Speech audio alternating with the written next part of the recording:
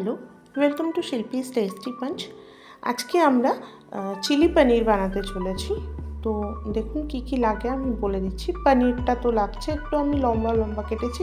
তার সাথে সস লাগবে, soya sauce, tomato sauce, chilli sauce, vinegar আর লঙ্কা লাগছে। লঙ্কা গুঁড়োটা আমি ইউজ করেছি এখানে। তার সাথে লাগছে অ্যারারুট। অ্যারারুটটাকে কী করছি, একটু জল দিয়ে আমরা অল্প একটু লঙ্কার গুঁড়ো নেব আর দিয়ে ওটাকে একটু নুন দেবো, দিয়ে ওটাকে ভালো করে জল দিয়ে পেস্ট বানিয়ে নেবো। খুব যে পাতলা হবে তা না, আবার খুব যে গাঢ় হবে তাও না।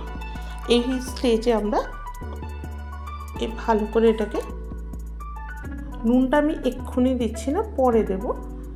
ভালো করে এটাকে আমরা একটু মিক্স করে নিচ্ছি যাতে কোনো লাম্পস না থাকে। অল্প একটু আমরা এখন ইউজ করব, বাকিটা আমরা পরে ইউজ করব।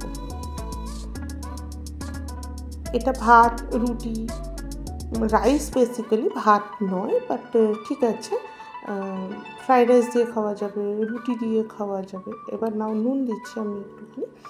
এটাকে ভালো করে মিক্স করে নিয়ে আমরা পনিরের মধ্যে অল্প করে দিয়ে দিচ্ছি। নর্মালি কী হয়, যারা কোটিং দিয়ে ফ্রাই করলে যখন গ্রেভিতে দেওয়া হয় না, তো কোটিংটা বেরিয়ে আসে খুলে। আর এইভাবে করলে কী হবে, কোটিংটাও বেরোবে না আর আমাদের খেতেও ভালো লাগবে।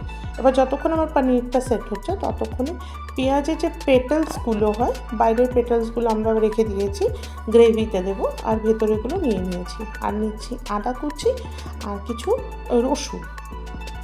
কেউ চাইলে এখানে লঙ্কা দিতে পারে, বাট লঙ্কাটা আমি গ্রেভিতে দেবো বলে রেখেছি, কাঁচা লঙ্কাটা। তো এইগুলোকে আমি একটু কী করবো, ভালো করে গ্রাইন্ড করে দেবো, ভালো করে যাতে একদম মিহি কুচি হয় সেই হিসাবে আমি এটাকে করে দেবো। এবার এটা হয়ে গেছে আমাদের। এটাকে দেখুন কত সুন্দর হয়েছে, একদম মিহি কুচি হয়েছে। এটা মুখে একটু একটু পড়বে, তবে খেতে ভালো লাগবে, গ্রেভিটাতেও ভালো লাগবে। এটা আমরা এখানে রিফাইন তেল নিচ্ছি। এবার পনিরটা কী হয়েছে, আমাদের সেট হয়ে গেছে। এবার এটাকে অল্প অল্প করে ভেজে নেব। এখানে আঁচটা কিন্তু আমাদের ফ্লেমটা যেটা, সেটা মিডিয়াম আছে, খুব লোতেও নেই আবার খুব হাইয়েও নেই। খুব বেশি সময় তো লাগে না পনির ভাজতে, শুধু ওপরে কোটিংটা আমার একটুখানি কালার চেঞ্জ হয়ে গেলে আমরা এটাকে তুলে নেব। খুব ইজি, খুব তাড়াতাড়ি হয়। জানাবেন আমাকে কেমন লাগলো আমার রেসিপিটা, অবশ্যই আপনারা দেখুন। অনেক দিন পর আবার আপনাদের কাছে চলে এলাম নতুন ধরনের রেসিপি নিয়ে। এই পনিরের এই স্টেপটা আমার ভাজা হয়ে গেছে। আচ্ছা, এটা কিন্তু আমরা কোনো জলে দেবো না, না, কারণ আমাদের নর্মালি কী হয়, পনির আমরা ভাজার পরে জলে দিই তো সফট হওয়ার জন্য। তো এইটা কিন্তু আমরা জলে দেবো না, তাহলে কি ওপরে কোটিংটা ক্রিস্পিটা থাকবে না, এটা পুরো খেতে নরম হয়ে যাবে। তো যেটুকু তেল বেঁচেছে, আমি খুব বেশি তেল ইউজ করছি না, যেটুকু তেল বেঁচেছে ওটা আমি যে একদম ফাইন কুচি করে রেখেছিলাম না পেঁয়াজ, আদা আর রসুনটা, ওটা দিয়ে দিচ্ছি। এটাকে একটু ভেজে নেব, মোটামুটি 50% হলেও আমাদের হয়ে যাবে, খুব তেল বেরোনোর দরকার নেই। এবার আমরা যে সবজিগুলো রেখেছিলাম না, বেল পেপারস, ক্যাপসিকাম, কাঁচা লঙ্কা, তারপরে পেঁয়াজ, এগুলোকে দিয়ে দিচ্ছি। এতে একটু নুন দেবো, যতটা আমাদের টেস্টের অ্যাকর্ডিং নুন দিয়ে এটাকে ভালো করে ভাজবো। এটাও খুব বেশি ভাজার দরকার নেই, অল্প স্বল্প হলেই হবে। এটাও মোটামুটি 50% হলে, 50 to 60 হলেই হয়ে যাবে। এরপরে আমরা কি করব, একটু লঙ্কার গুঁড়ো দিচ্ছি, কারণ আমি এটাকে একটু ঝাল করে বানাতে চাইছি। তো আপনারা যদি লঙ্কাটা কম খান সেক্ষেত্রে কম দেবেন, কোনো অসুবিধা নেই। এবার আমরা সসগুলো দিয়ে দিচ্ছি। তেমনি এখন আমি সয়া সস দিলাম। সয়া সসে অলরেডি কিন্তু নুন একটু থাকে, তো সেটা একটু দেখে দেওয়াটাই ভালো। আমি টমেটো সসটাও দিয়ে দিচ্ছি। এখানে পরপর যা যা সস আছে, চিলি সস আমি দিয়ে দিচ্ছি সবকটা দিয়ে। এবার একটু এটাকে নাড়িয়ে নেবো 2 থেকে 3 মিনিট, খুব বেশি দরকার নেই।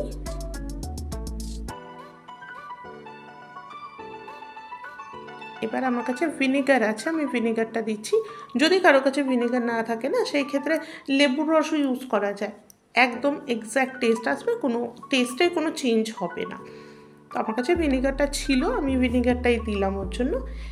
এবারে দেখুন এই যে পেস্টটা বাকিটা আমরা রেখে দিয়েছিলাম না অ্যারারুটটা, ওটাতে আরেকটু জল মিশিয়েছি, জল মিশিয়ে ওটাকে আরেকবার একটু ভালো করে নাড়িয়ে নিচ্ছি, কারণ কি হয়েছে অ্যারারুটটা না নিচে জমে গেছিলো। এবার পনিরটাকে দিয়ে আরেকটুখানি নাড়িয়ে নেব।